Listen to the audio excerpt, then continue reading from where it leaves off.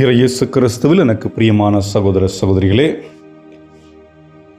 இந்த ஞாயிற்றுக்கிழமை நாம் மூவர் இறைவனின் விழாவினை சிறப்பிக்கின்றோம். இந்த மூவர் இறைவனை புரிந்து கொள்வது எளிதா என்றால் நிச்சயமாக எளிதல்ல. ஆனால் ஒரு புரிதலை ஏற்படுத்த முடியுமா என்றால் முடியும்.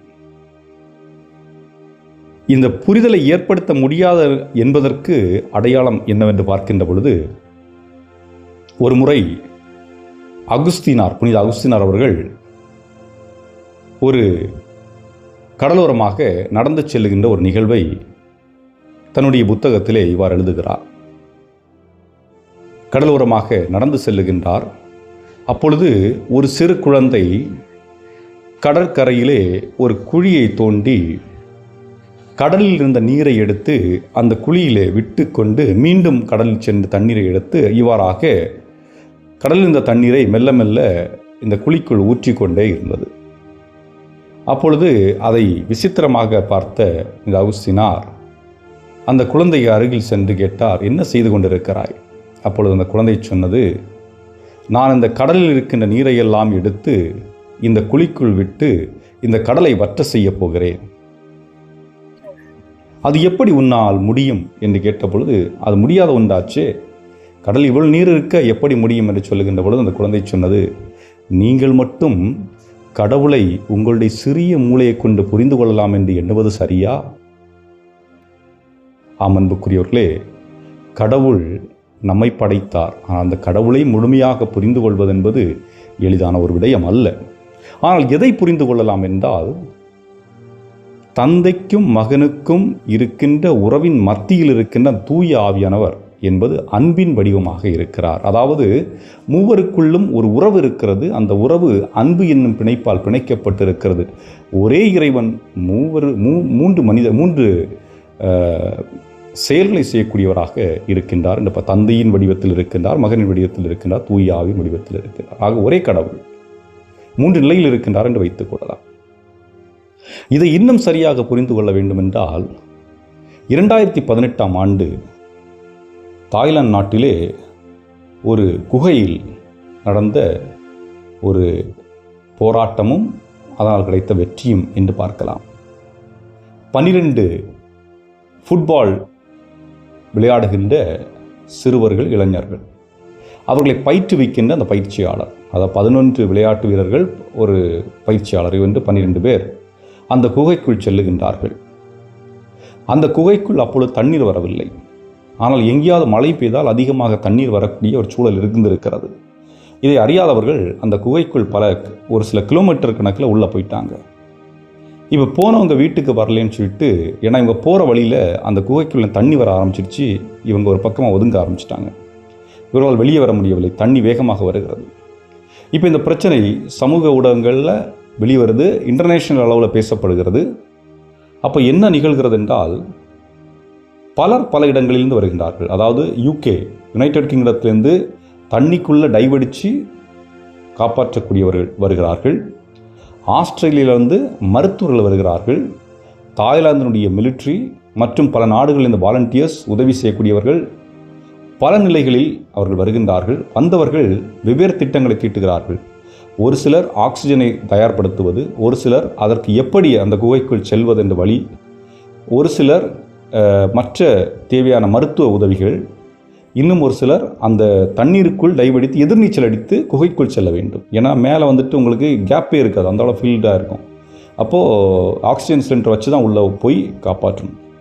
இப்படி பல நிலைகளில் இந்த 12 உயிர்களை காப்பாற்றுவதற்காக அவர்கள் முயற்சி எடுக்கிறார்கள்.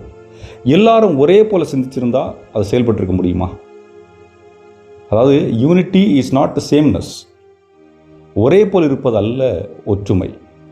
ஆனால் இருக்கின்றவர்களுக்குள் வேறுபாடுகள் இருக்கும், ஆனால் அவற்றில் ஒரு ஒற்றுமை. அந்த ஒற்றுமையை அவர்கள் அங்கே காண்பிக்கின்றார்கள். ஆகவே அந்த 12 அந்த ஃபுட்பால் பிளேயர்ஸ், அந்த சிறுவர்களையும் அந்த பயிற்சியாளரையும் அவர்கள் காப்பாற்றுகின்றார்கள். இதை போன்று நாம் சிந்தித்து பார்க்க வேண்டுமென்றால் நம்முடைய குடும்பங்கள் எடுத்துக்கொள்வோம். அப்பா, அம்மா, குழந்தை, அது குழந்தைகள். அப்பாவுக்கு வீட்டில் ஒரு ரோல் இருக்கும், அம்மாவுக்கு வீட்டில் ஒரு ரோல் இருக்கும், பிள்ளைகளுக்கு வீட்டில் ஒரு ரோல் இருக்கும், ஒவ்வொருத்தருக்கும் ஒரு ரோல் இருக்கும். இல்லை அப்பாவும் அம்மாவும் பிள்ளைகள் நாங்கள் எல்லாருமே வேலைக்கு போகிறோம் அப்படின்னா நடக்குமா? எல்லாரும் தோட்டத்தில் போய் வேலை பார்க்குறோம். அதாவது ஒரே நேரத்தில் எல்லாரும் ஒரு செயலை செய்ய முடியாது. ஒவ்வொருத்தரும் அவங்க ரோலை பண்ணால் மட்டும்தான் அந்த குடும்பம் மகிழ்ச்சியாக இருக்க முடியும். ஆனால் அந்த வெவ்வேறு ரோல்களாக இருந்தாலும் சரி, வெவ்வேறு எண்ணங்கள் கொண்டவர்களாக இருந்தாலும் சரி, வெவ்வேறு சிந்தனைகள் கொண்டவர்களாக இருந்தாலும் சரி, இவர்களை இணைப்பது என்னது? அன்பு. ஆக அந்த அன்பு என்ற இடத்தில் தான் தூய ஆவியானவர் இருக்கிறார்.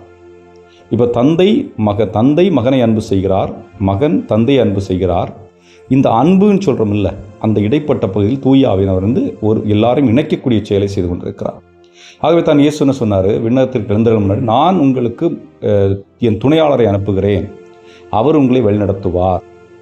அப்போ ஒருத்தரை மட்டும் வழிநடத்துவேன்னு சொல்லலை, இருக்கின்ற எல்லாரையும் வழிநடத்துவேன். அப்போ எல்லாரையும் ஒரே குடைக்குள் அவர் கொண்டு வர வேண்டும் என்றால் அன்பு என்னும் ஆயுதத்தால் மட்டும்தான் கொண்டு வர முடியும்.